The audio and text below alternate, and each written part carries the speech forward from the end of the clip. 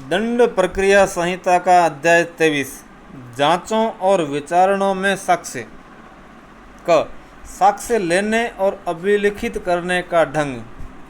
धारा 272 न्यायालयों की भाषा। राज्य सरकार यह अवधारित कर सकती है कि इस संहिता के प्रयोजनों के लिए राज्य के अंदर उच्च न्यायालय से भिन्न प्रत्येक न्यायालय की कौन सी भाषा होगी। धारा 273 साक्ष्य का अभियुक्त की उपस्थिति में लिया जाना। अभियुक्त रूप से जैसा संबंधित है उसके सिवाय विचारण या अन्य कार्रवाई के अनुक्रम में लिया गया सब साक्ष्य अभियुक्त की उपस्थिति में या जब उसे व्यक्तिगत हाजिरी से अभिमुक्त कर दिया गया है तब उसे प्लीडर की उपस्थिति में लिया जाएगा। परंतु जहां 18 वर्ष से कम आयु की स्त्री का जिससे बलात्कार या किसी अन्य लैंगिक अपराध किए जाने का अभिवचन किया गया है साक्ष्य अभिलिखित किया जाना है, वह न्यायालय यह सुनिश्चित करने के लिए ऐसी स्त्री का अभियुक्त से सामना न हो और साथ ही अभियुक्त की प्रति परीक्षा के अधिकार को सुनिश्चित करते हुए समुचित उपाय कर सकेगा। स्पष्टीकरण। इस धारा में अभियुक्त के अंतर्गत ऐसा व्यक्ति भी है जिसकी बाबत अध्याय 8 के अधीन कोई कार्रवाई इस संहिता के अधीन प्रारंभ की जा चुकी है। धारा 274 समन मामला और जांच में अभिलेख। मजिस्ट्रेट के समक्ष विचारित सब समन मामलों में धारा 145 से धारा 148 तक की धाराओं के अधीन जिसके अंतर्गत ये दोनों धाराएं भी हैं, सब जांचों में और विचारण के अनुक्रम की कार्रवाइयों से भिन्न धारा 446 के अधीन सब कार्रवाइयों में मजिस्ट्रेट जैसे जैसे प्रत्येक साक्षी की परीक्षा होती जाती है वैसे वैसे उसके साक्ष्य के सारांश का ज्ञापन न्यायालय की भाषा में तैयार करेगा। परंतु यदि मजिस्ट्रेट ऐसा ज्ञापन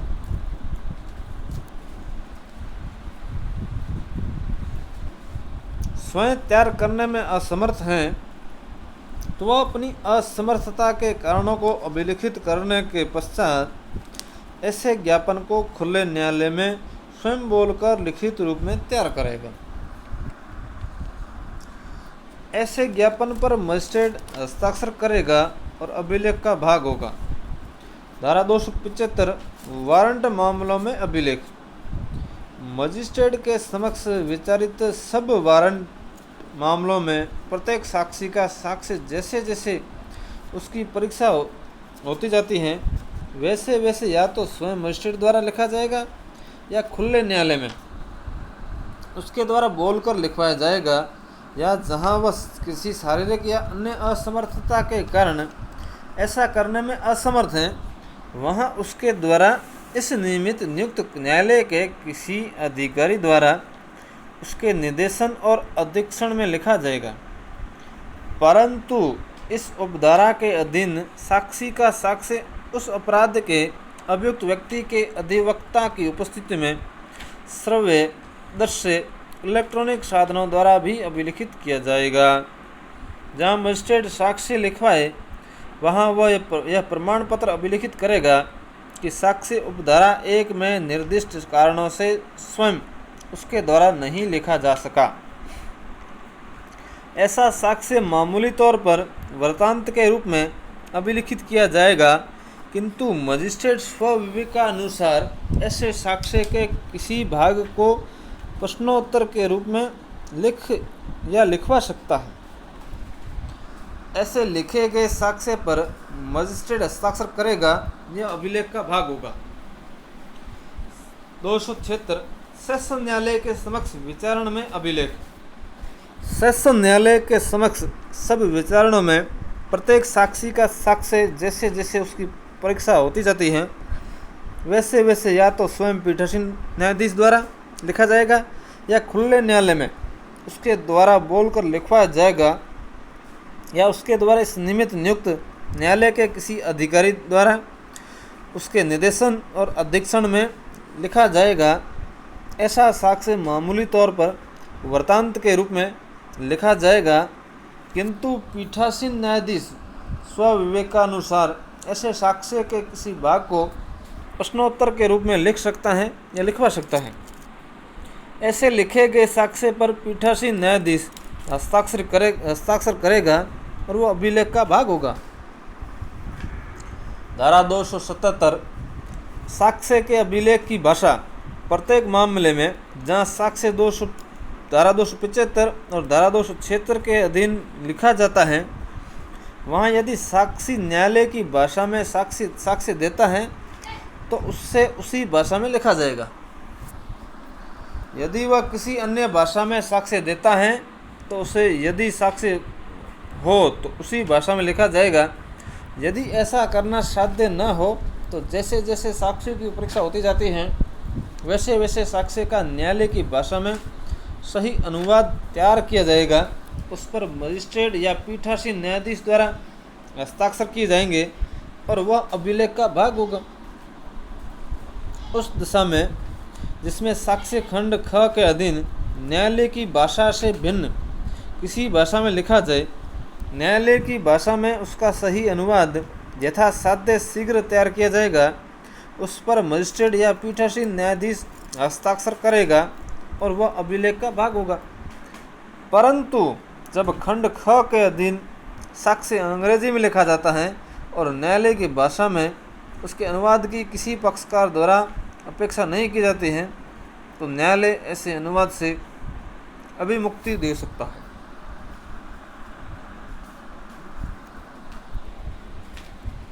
धारा 278 जब ऐसा साक्ष्य पूरा हो जाता है तब उसके संबंध में प्रक्रिया। जैसे जैसे प्रत्येक साक्षी का साक्ष्य जो धारा 275 या धारा 276 के अधीन लिया जाए पूरा होता जाता है, वैसे वैसे वह यदि अभियुक्त हाजिर हो तो उसकी या यदि वह प्लीडर द्वारा हाजिरी हो तो उसके प्लीडर की उपस्थिति में साक्षी को पढ़कर सुनाया जाएगा और यदि आवश्यक हो तो शुद्ध किया जाएगा। यदि साक्षी साक्ष्य के किसी भाग की शुद्धता से उस समय इनकार करता है जब वह उसे पढ़कर सुनाया जाता है, तो मजिस्ट्रेट या पीठासीन न्यायाधीश साक्ष्य को शुद्ध करने के बजाय उस पर साक्षी द्वारा उस बात की गई आपत्ति का ज्ञापन लिख सकता है। उसमें ऐसी टिप्पणी जोड़ देगा जैसी वह आवश्यक समझे। यदि साक्ष्य का अभिलेख उस भाषा से भिन्न भाषा में है जिसमें वह दिया गया और साक्षी उस भाषा को नहीं समझता है, तो उसे ऐसे अभिलेख का भाषांतर उस भाषा में जिसमें वह दिया गया था अथवा उस भाषा में जिसे वह समझता हो सुनाया जाएगा। धारा 279 अभियुक्त या उसके प्लीडर को साक्ष्य का भाषांतर सुनाया जाना। जब कभी कोई साक्ष्य ऐसी भाषा में दिया जाए जिसे अभियुक्त नहीं समझता है, वह न्यायालय में स्वयं उपस्थित हैं, तब खुले न्यायालय में उसे उस भाषा में उसका भाषांतर सुनाया जाएगा जिसे वह समझता है। यदि वह प्लीडर द्वारा हाजिरी हो साक्ष्य न्यायालय की भाषा से भिन्न है और प्लीडर द्वारा न समझी जाने वाली भाषा में दिया जाता है, तो उसका भाषांतर ऐसे प्लीडर को न्यायालय की भाषा में सुनाया जाएगा। जब दस्तावेज अथवा रीति सबूत के प्रयोजन के लिए पेश की जाती है, तब यह न्यायालय के स्वविवेक पर निर्भर करेगा कि वह उनमें से उतने का भाषांतर सुनाए जितना आवश्यक प्रतीत हो। धारा 280 साक्षी की भावभंगी के बारे में टिप्पणियाँ। जब पीठासीन न्यायाधीश या मजिस्ट्रेट साक्षी का साक्ष्य अभिलिखित कर लेता है, तब वह उस साक्षी की परीक्षा किए जाते समय उसकी भावभंगी के बारे में ऐसी टिप्पणियाँ भी अभिलिखित करेगा यदि कोई हो जो वह तात्विक समझता है।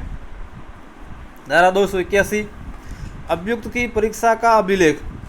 जब कभी अभियुक्त की परीक्षा किसी महानगर मजिस्ट्रेट द्वारा की जाती है, तो वह मजिस्ट्रेट की अभियुक्त की परीक्षा का सारांश का ज्ञापन न्यायालय की भाषा में तैयार करेगा और ऐसे ज्ञापन पर मजिस्ट्रेट हस्ताक्षर करेगा और वह अभिलेख का भाग होगा। जब कभी अभियुक्त की परीक्षा महानगर मजिस्ट्रेट से भिन्न किसी मजिस्ट्रेट या सेशन न्यायालय द्वारा की जाती हैं, तब उससे पूछे गए प्रत्येक प्रश्न और उसके द्वारा दिए गए प्रत्येक उत्तर हित ऐसी सब परीक्षाएं स्वयं पीठासीन न्यायाधीश या मजिस्ट्रेट द्वारा, या जहां वह किसी शारीरिक या अन्य असमर्थता के कारण ऐसा करने में असमर्थ हैं, वहां उसके द्वारा इस नियमित नियुक्त न्यायालय के किसी अधिकारी द्वारा उसके निर्देशन और अधीक्षण में पूरे तौर पर अभिलेखित की जाएगी। अभिलेख यदि साध्य हो तो उस भाषा में होगा जिसमें अभियुक्त की परीक्षा की जाती है, या यदि वह साध्य न हो तो न्यायालय की भाषा में होगा। अभिलेख अभियुक्त को दिखा दिया जाएगा या उसे पढ़कर सुना दिया जाएगा। यदि वह भाषा को नहीं समझता है जिसमें वह लिखा गया है, तो उसका भाषांतर उसे उस भाषा में जिसे वह समझता है सुनाया जाएगा। वह अपने उत्तरों का स्पष्टीकरण करने या उसमें कोई बात जोड़ने के लिए स्वतंत्र होगा। तब उस पर अभियुक्त और मजिस्ट्रेट या पीठासीन न्यायाधीश हस्ताक्षर करेंगे और मजिस्ट्रेट या पीठासीन न्यायाधीश अपने हस्ताक्षर से प्रमाणित करेगा। परीक्षा उसकी उपस्थिति में की गई थी तो उससे उसे सुना था। अभिलेख में अभियुक्त द्वारा किए गए कथन का पूर्ण और सही वर्णन है। इस धारा की कोई बात संक्षिप्त विचारण के अनुक्रम में अभियुक्त की परीक्षा को लागू होने वाली न समझी जाएगी। 282 धारा दुभाषिया ठीक ठीक भाषांतर करने के लिए आबद्ध होगा। जब किसी साक्ष्य के कथन के भाषांतरण के लिए दुभाषी की सेवा के किसी दंड न्यायालय द्वारा अपेक्षा की जाती है, तब वह दुभाषिया ऐसे साक्ष्य या कथन का ठीक भाषांतर करने के लिए आबद्ध होगा। धारा 283 उच्च न्यायालय में अभिलेख। प्रत्येक उच्च न्यायालय साधारण नियम द्वारा ऐसी रीति विहित कर सकता है जिससे उन मामलों में साक्षियों के साक्ष्य को और अभियुक्त की परीक्षा को लिखा जाएगा जो उसके समक्ष आते हैं। ऐसे साक्ष्य और परीक्षा को ऐसे नियम के अनुसार लिखा जाएगा। ख साक्ष्यों की परीक्षा के लिए कमीशन। धारा 283 कब साक्ष्यों को हाजिर होने से अभिमुक्ति दी जाए और कमीशन जारी किया जाएगा। जब कभी इस संहिता के अधीन किसी जांच, विचारण या अन्य कार्रवाई के अनुक्रम में न्यायालय या मजिस्ट्रेट को प्रतीत होता है कि न्याय के उद्देश्यों के लिए ये आवश्यक है कि किसी साक्षी की परीक्षा की जाए, ऐसी साक्षी की हाजिरी इतने विलंब, व्यय या असुविधा के बिना जितनी मामले की परिस्थितियों में अनुचित होगी नहीं कराए जा सकते हैं, तब न्यायालय मजिस्ट्रेट ऐसी हाजिरी से अभिमुक्ति दे सकता है और साक्षी की परीक्षा की जाने के लिए इस अध्याय के बंदों के अनुसार कमीशन जारी कर सकता है। परंतु जहां न्याय के उद्देश्यों के लिए भारत के राष्ट्रपति या उपराष्ट्रपति या किसी राज्य के राज्यपाल किसी संघ राज्य क्षेत्र के प्रशासक की साक्षी के रूप में परीक्षा करना आवश्यक है, वहां ऐसे साक्षी की परीक्षा करने के लिए कमीशन जारी किया जाएगा। न्यायालय अभियोजन के किसी साक्षी की परीक्षा के लिए कमीशन जारी करते समय यह निर्देश दे सकता है कि प्लीडर की फीस सहित ऐसी रकम जो न्यायालय की अभियुक्त के व्ययों की पूर्ति के उचित समझे अभियोजन द्वारा दी जाएगी। धारा 285 कमीशन किसको जारी किया जाएगा। यदि साक्षी उन राज्य क्षेत्रों के अंदर हैं जिन पर इस संहिता का विस्तार है तो कमीशन यथास्थिति उस महानगर मजिस्ट्रेट या मुख्य न्यायिक मजिस्ट्रेट को निर्दिष्ट होगा जिसकी स्थानीय अधिकारिकता के अंदर ऐसा साक्षी मिल सकता है। यदि साक्षी भारत में हैं किंतु राज्य या ऐसे किसी क्षेत्र में है जिस पर इस संहिता का विस्तार नहीं है तो कमीशन ऐसे न्यायालय या अधिकारी को निर्दिष्ट होगा जिसे केंद्रीय सरकार अधिसूचना द्वारा इस निमित्त भी निर्दिष्ट करे। यदि साक्षी भारत से बाहर के देश या स्थान में है, ऐसे देश या स्थान की सरकार से केंद्रीय सरकार ने आपराधिक मामलों के संबंध में साक्षियों का साक्ष्य लेने के लिए ठहराव कर रखे हैं तो कमीशन ऐसे प्रारूप में जारी किया जाएगा। ऐसे न्यायालय या अधिकारी को निर्दिष्ट होगा और पारित किए जाने के लिए ऐसे प्राधिकार को भेजा जाएगा जो केंद्रीय सरकार अधिसूचना द्वारा नियमित विहित करे। धारा 286 कमीशन का निष्पादन। कमीशन प्राप्त होने पर मुख्य न्यायिक मजिस्ट्रेट या मुख्य न्यायिक मजिस्ट्रेट अथवा ऐसे महानगर मजिस्ट्रेट न्यायिक मजिस्ट्रेट जिसे वह इसे नियमित नियुक्त करे कि साक्षी को अपने समक्ष लाने के लिए समन करेगा अथवा उस स्थान को जाएगा जहाँ साक्षी है, उसका साक्ष्य इसी रीति से लिखेगा, उसके प्रयोजन के लिए उन्हीं शक्तियों का प्रयोग कर सकेगा जो इस संहिता के अधीन वारंट के विचारण के लिए हैं। धारा 287 पक्षकार साक्ष्यों की परीक्षा कर सकेंगे। इस संहिता के अधीन किसी ऐसी कार्रवाई के पक्षकार जिसमें कमीशन जारी किया गया है अपने अपने ऐसे अलिखित परिप्रश्न भेज सकते हैं जिन्हें कमीशन का निर्देश देने वाला न्यायालय या मजिस्ट्रेट विवादक से सुसंगत समझता है। उन मजिस्ट्रेट न्यायालय का अधिकारी के लिए जिसे कमीशन निर्दिष्ट किया जाता है या जिसे उसके निष्पादन का कर्तव्य प्रत्यायोजित किया जाता है, तो वह यह विधि पूर्ण होगा कि वह ऐसे परिप्रश्नों के आधार पर साक्षी की परीक्षा करे। कोई ऐसा पक्षकार जिस ऐसे मजिस्ट्रेट न्यायालय अधिकारी के समक्ष प्लीडर द्वारा या यदि अभिरक्षा में नहीं है तो स्वयं हाजिर हो सकता है, उक्त साक्षी की यथास्थिति परीक्षा, प्रतिपरीक्षा, पुनः परीक्षा कर सकता है।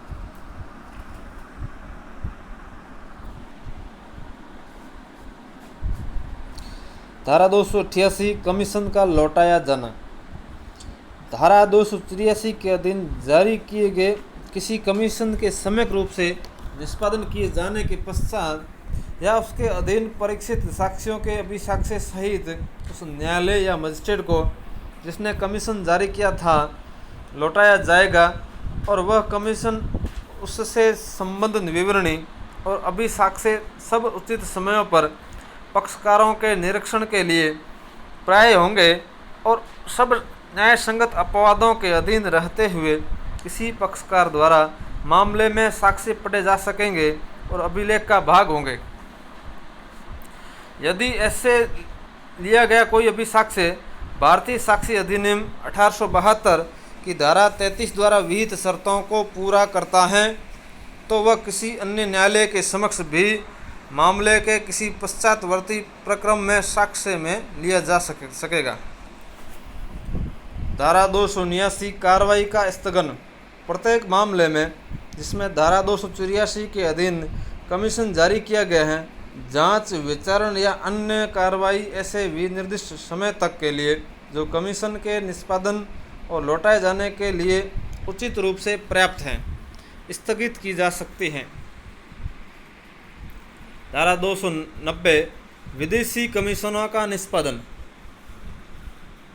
धारा 286 के उपबंधों, धारा 287 और धारा 288 के उतने भाग के उपबंध जितना कमीशन का निष्पादन किए जाने और उसे लौटाए जाने से संबंधित हैं, इसमें इसके पश्चात वर्णित किन्हीं न्यायालयों को न्यायाधीशों या मजिस्ट्रेटों द्वारा जारी किए गए कमीशनों के बारे में वैसे ही लागू होंगे जैसे वे धारा 284 के अधीन जारी किए गए कमीशन को लागू होते हैं।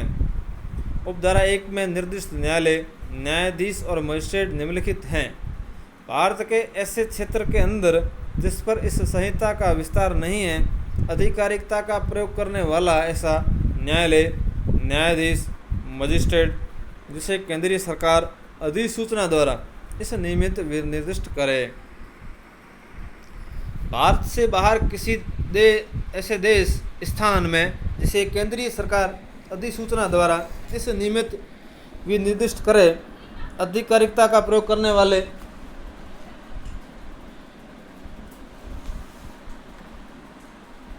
चिकित्सा साक्षी का अभिसाक्ष्य अभियुक्त की उपस्थिति में मजिस्ट्रेट द्वारा लिया गया, अनुप्रमाणित किया गया या इस अध्याय के अधीन कमीशन पर लिया गया सिविल सर्जन या अन्य चिकित्सा साक्षी का अभिसाक्ष्य इस संहिता के अधीन किसी जांच, विचारण अन्य कार्रवाई में साक्ष्य दिया जा सकेगा यदि अभी साक्षी को साक्षी के तौर पर नहीं बुलाया गया है। यदि न्यायालय ठीक समझता है तो वह ऐसे किसी अभी साक्षी को समन कर सकता है, उसके अभी साक्ष्य की विषय वस्तु के बारे में उस परीक्षा कर सकता है, अभियोजन या अभियुक्त के आवेदन पर वैसा करेगा। धारा 291 का मजिस्ट्रेट की शिनाख्त रिपोर्ट। कोई दस्तावेज जिसका किसी व्यक्ति या संपत्ति के संबंध में किसी कार्यपालक मजिस्ट्रेट की स्वहस्ताक्षरित शिनाख्त रिपोर्ट होना तात्पर्य है। इस संहिता के अधीन किसी जांच, विचारण, अन्य कार्रवाई में साक्ष्य के रूप में उपयोग में जा सकेगा यद्यपि ऐसे मजिस्ट्रेट को साक्षी के तौर पर नहीं बुलाया गया है। परंतु जहां ऐसी रिपोर्ट में ऐसे किसी संदिग्ध व्यक्ति या साक्षी का विवरण है जिसे भारतीय साक्ष्य अधिनियम 1872 की यथास्थिति धारा 21, धारा 32, धारा 33, धारा 155 या धारा 157 के उपबंध लागू होते हैं, वहाँ ऐसे विवरण इस उपधारा के अधीन उन धाराओं के उपबंधों के अनुसार सिवाय प्रयोग में नहीं लाया जाएगा। न्यायालय यह ठीक समझता है और अभियोजन या अभियुक्त के आवेदन पर ऐसे मजिस्ट्रेट को समन कर सकेगा और उक्त रिपोर्ट की विषय वस्तु के बारे में उसकी परीक्षा कर सकेगा या करेगा।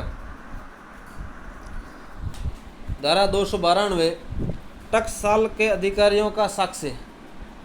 कोई दस्तावेज जो यथास्थिति किसी टकसाल या नोट छपाई मुद्रणालय के या सिक्योरिटी प्रिंटिंग प्रेस के जिसके अंतर्गत स्टाम्प और लेखन सामग्री नियंत्रण का कार्यालय भी है, न्याय संबंधी विभाग या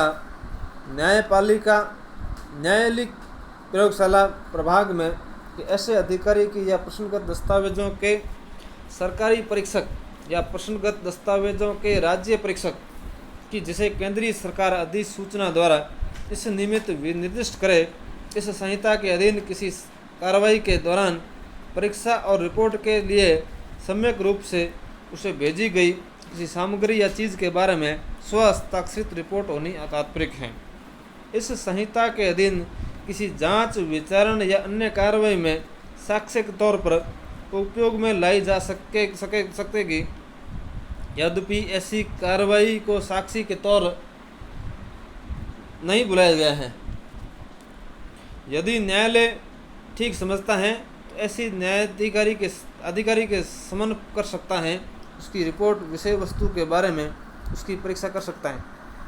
परंतु ऐसा कोई अधिकारी किन्हीं ऐसे अभिलेखों को पेश करने के लिए समन नहीं किया जाएगा जिस पर रिपोर्ट आधारित है। भारतीय साक्ष्य अधिनियम 1872 की धारा 123 और 124 के बंदों पर प्रतिकूल प्रभाव डाले बिना यह है कि ऐसा कोई अधिकारी यथास्थिति किसी टकसाल या नोट छपाई मुद्रणालय या सिक्योरिटी प्रिंटिंग प्रेस या न्याय संबंधी विभाग के महाप्रबंधक या किसी अन्य बाहर साधक अधिकारी, न्यायालयिक प्रयोगशाला के बाहर साधक किसी अधिकारी या प्रश्नगत दस्तावेज संगठन के सरकारी परीक्षक या प्रश्नगत दस्तावेज संगठन के राज्य परीक्षक अनुज्ञा के बिना ऐसे अप्रकाशित शासकीय अभिलेखों से जिन पर रिपोर्ट आधारित है प्राप्त कोई साक्ष्य देने के लिए अनुज्ञात नहीं किया जाएगा। किसी सामग्री या चीज़ की परीक्षा के दौरान उसके द्वारा किए गए परीक्षण के स्वरूप या विशिष्टियों को प्रकट करने के लिए अनुज्ञात नहीं की जाएगी। धारा 293 कतिपय सरकारी वैज्ञानिक विशेषज्ञों की रिपोर्ट। कोई दस्तावेज जो किसी सरकारी वैज्ञानिक विशेषज्ञ की जिसे यह धारा लागू होती है, इस संहिता के अधीन किसी कार्रवाई के दौरान परीक्षा या विश्लेषण और रिपोर्ट के लिए सम्यक रूप से उसे भेजी गई किसी सामग्री या चीज़ के बारे में स्वहस्ताक्षरित रिपोर्ट होनी तात्पर्य है। इस संहिता के अधीन किसी जांच, विचारण या अन्य कार्रवाई में साक्ष्य के तौर पर उपयोग में लाई जा सकेगी। यदि न्यायालय ठीक समझता है तो वह ऐसे विशेषज्ञ को समन कर सकता है, उसकी रिपोर्ट की विषय वस्तु के बारे में उसकी परीक्षा कर सकेगा। जहां ऐसे किसी विशेषज्ञ को न्यायालय द्वारा समन किया जाता है और वह स्वयं हाजिर होने में असमर्थ है, वहाँ उस दशा में सिवाय जिसने न्यायालय ने उसे स्वयं हाजिर होने के लिए स्पष्ट रूप से निर्देश दिया है, वह अपने साथ काम करने वाले किसी जिम्मेदार अधिकारी को न्यायालय में हाजिर होने के लिए प्रतिनियुक्त कर सकता है, यदि वह अधिकारी मामले के तथ्यों से अवगत हैं तथा न्यायालय में उसकी ओर से समाधानप्रद रूप में अभी साक्ष्य दे सकता है। यह धारा निम्नलिखित सरकारी वैज्ञानिक विशेषज्ञों को लागू होती है, अर्थात सरकार का कोई रासायनिक परीक्षक या सहायक रासायनिक परीक्षण, मुख्य विस्फोटक नियंत्रण, अंगुली छाप कार्यालय निदेशक हाफकिन संस्थान मुंबई, किसी केंद्रीय न्याय संबंधी विज्ञान प्रयोगशाला या किसी राज्य की न्याय संबंधी विज्ञान प्रयोगशाला का निदेशक, उप निदेशक, सहायक निदेशक, सरकारी सीरम वैज्ञानिक, कोई अन्य सरकारी वैज्ञानिक विशेषज्ञ इस प्रयोजनों के लिए केंद्रीय सरकार द्वारा अधिसूचना द्वारा विनिर्दिष्ट किया गया हो। धारा 294 कुछ दस्तावेजों का औपचारिक सबूत आवश्यक न होना। जहां अभियुक्त द्वारा किसी न्यायालय के समक्ष कोई दस्तावेज फाइल की गई है, वहां ऐसी प्रत्येक दस्तावेज की विशिष्टता एक सूची में सम्मिलित की जाएगी।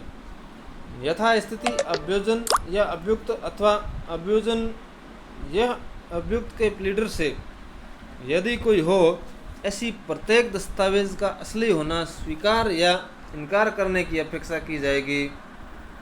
दस्तावेजों की सूची ऐसे प्रारूप में होगी जो राज्य सरकार द्वारा विहित की जाए। जहां किसी दस्तावेज का असली होना विवादग्रस्त नहीं है, वहां ऐसी दस्तावेज उस व्यक्ति के जिसके द्वारा हस्ताक्षरित होना तात्पर्यिक है।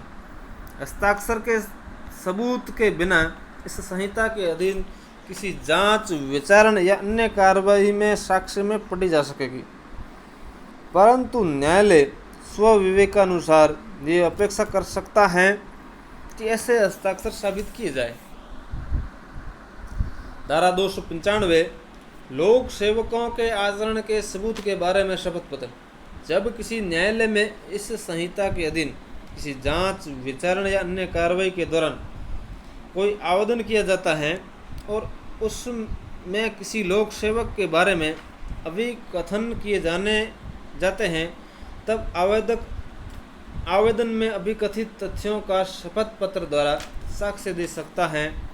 यदि न्यायालय ठीक समझे तो वह आदेश दे सकता है कि ऐसे तथ्यों से संबंधित साक्ष्य इस प्रकार दिया जाए। धारा 296 शपथ पत्र पर औपचारिक साक्ष्य। किसी भी व्यक्ति का ऐसा साक्ष्य जो औपचारिक है शपथ पत्र पर दिया जा सकता है और उस सब न्याय संगत अपवादों के अधीन रहते हुए इस संहिता के अधीन किसी जांच, विचारण, अन्य कार्रवाई में साक्ष्य पढ़ा जा सकता है। यदि न्यायालय ठीक समझे तो वह किसी व्यक्ति को समन कर सकता है, उसके शपथ पत्र में अंतर्विष्ट तथ्यों के बारे में उसकी परीक्षा कर सकता है, किंतु अभियोजन या अभियुक्त के आवेदन पर ऐसा करेगा। धारा 297 प्राधिकारी जिसके समक्ष शपथ पत्रों पर शपथ ग्रहण किया जा सकेगा। इस संहिता के अधीन किसी न्यायालय के समक्ष उपयोग में लाए जाने वाले शपथ पत्रों पर शपथ ग्रहण प्रतिज्ञान अभिलिखित के समक्ष किया जा सकता है। कोई न्यायाधीश या कोई न्यायिक या कार्यपालक मजिस्ट्रेट, उच्च न्यायालय या सेशन न्यायालय द्वारा नियुक्त कोई शपथ कमीशन अथवा नोटरी अधिनियम के अधीन नियुक्त कोई नोटरी। शपथ पत्र ऐसे तथ्यों पर जिन्हें अभी साक्षी स्वयं अपनी जानकारी से साबित करने के लिए समर्थ हैं और ऐसे तथ्य तब जिनके सत्य होने का विश्वास करने के लिए उसके पास उचित आधार हैं सीमित होंगे, उनमें उनका कथन अलग अलग होगा तथा विश्वास के आधारों की दशा में अभी साक्षी ऐसे विश्वास के आधारों का स्पष्ट कथन करेगा। न्यायालय शपथ पत्र में किसी कलंकात्मक और विसंगत बात को काटे जाने या संशोधन किए जाने का आदेश दे सकेगा। धारा 298 पूर्व दोष सिद्धि या दोष मुक्ति कैसे साबित की जाए। पूर्व दोष सिद्धि या दोष मुक्ति को इस संहिता के अधीन किसी जांच, विचारण या अन्य कार्रवाई में किसी अन्य ऐसे ढंग के अतिरिक्त जो तत्समय प्रवर्त किसी विधि द्वारा बंधित हैं, ऐसे उद्धरण द्वारा जिसका उस न्यायालय के जिसमें ऐसी दोष सिद्धि या दोष मुक्ति हुई अभिलेख को अभिरक्षा में रखने वाले अधिकारी के हस्ताक्षर द्वारा प्रमाणित उस दंडादेश या आदेश की प्रतिलिपि होना है, अथवा दोष सिद्धि की दशा में या तो ऐसे प्रमाण पत्र द्वारा जो उस जेल के बारसाधक अधिकारी द्वारा हस्ताक्षरित हैं जिसमें दंड या उसका कोई भाग भोगा गया, या सुपुर्दगी के उस वारंट को पेश करके जिसके अधीन दंड भोगा गया था। और उन दशाओं में प्रत्येक में इस बात के साक्ष्य के साथ अभियुक्त व्यक्ति वही व्यक्ति है जो ऐसे दोष सिद्धि या दोष मुक्ति किया गया साबित किया जा सकेगा। धारा 299 अभियुक्त की अनुपस्थिति में साक्ष्य का अभिलेख। यदि यह साबित कर दिया जाता है कि अभियुक्त व्यक्ति फरार हो गया है, उसके तुरंत गिरफ्तार किए जाने की कोई संभावना नहीं है, तो उस अपराध के लिए जिसका परिवाद किया गया है उस व्यक्ति का विचारण के लिए सुपुर्द करने के लिए सक्षम न्यायालय अभियोजन की ओर से पेश किए गए साक्ष्यों की यदि कोई हो उसकी अनुपस्थिति में परीक्षा कर सकता है, उसका अभिसाक्ष्य अभिलिखित कर सकता है, और ऐसा कोई अभिसाक्ष्य उस व्यक्ति के गिरफ्तार होने पर उस अपराध की जांच विचारण में जिसका उस पर आरोप है उसके विरुद्ध साक्ष्य में दिया जा सकता है। यदि अभिसाक्षी मर गया है या साक्ष्य देने में असमर्थ है या मिल नहीं सकता, तो उसकी हाजिरी इतने विलंब व्यय या असुविधा के बिना जितनी मामले की परिस्थितियों में अनुचित होगी नहीं कराई जा सकती है। यदि यह प्रतीत होता है कि मृत्यु या आजीवन कारावास से दंडनीय कोई अपराध किसी अज्ञात व्यक्ति या किसी अज्ञात व्यक्तियों द्वारा किया गया है, तो उस उच्च न्यायालय या सेशन न्यायाधीश निर्देश दे सकता है कि कोई प्रथम वर्ग मजिस्ट्रेट जांच करे और किन्हीं साक्ष्यों की या अपराध के बारे में साक्ष्य दे सकते हैं हो परीक्षा करें। ऐसे लिया गया कोई अभिसाक्ष्य किसी ऐसे व्यक्ति के विरुद्ध जिस पर अपराध का तत्पश्चात अभियोग लगाया जाता है साक्ष्य में दिया जा सकता है। यदि अभिसाक्षी मर जाता है या साक्ष्य देने के लिए असमर्थ हो जाता है या भारत की सीमाओं से परे है।